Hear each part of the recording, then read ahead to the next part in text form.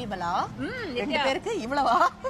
நாம போற போக்க பார்த்தா ஒரே தட்டுல சாப்பிட்டு வட்டார விருந்தாயிரும்.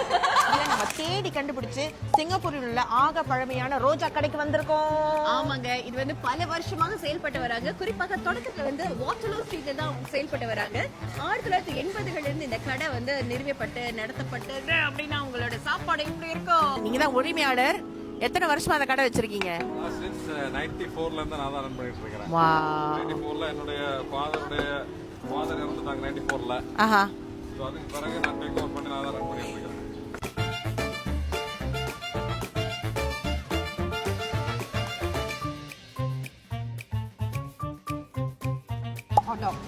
ஓட்டா அப்புறம் இறால் மாவு, அப்புறம் இங்க பின்னாடி வந்து நம்ம இந்த அந்த தேங்காய். அதுதான் புதுசா இருக்கு, நிறைய சாப்பிட்டது இல்ல.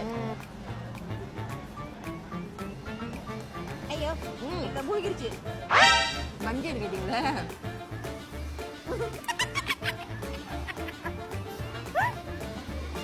அவ்வளவு சாஃப்டா இருக்கு. இந்த மாவுல ஒரு நல்ல ஒரு இனிப்பு தன்மை இருக்கு. அந்த குவாவோட சேர்த்து சாப்பிட்றதுக்கு ரொம்ப நல்லா இருக்கு. வாவ், உண்மையா சொல்ல போனா இப்ப ஆக பழமையான கடை அப்படின்னு சொல்லும்போது அவங்களுக்கு வந்து நிச்சயமா ஒரு பெரிய சவால் இருக்கணும்ல. ஏன்னா ரோஜா கடை நிறைய இருக்குது சிங்கப்பூர்ல. அந்தந்த வட்டாரத்துல அந்தந்த கடையில வந்து ரோஜா ரொம்ப ஃபேமஸா இருக்கலாம்.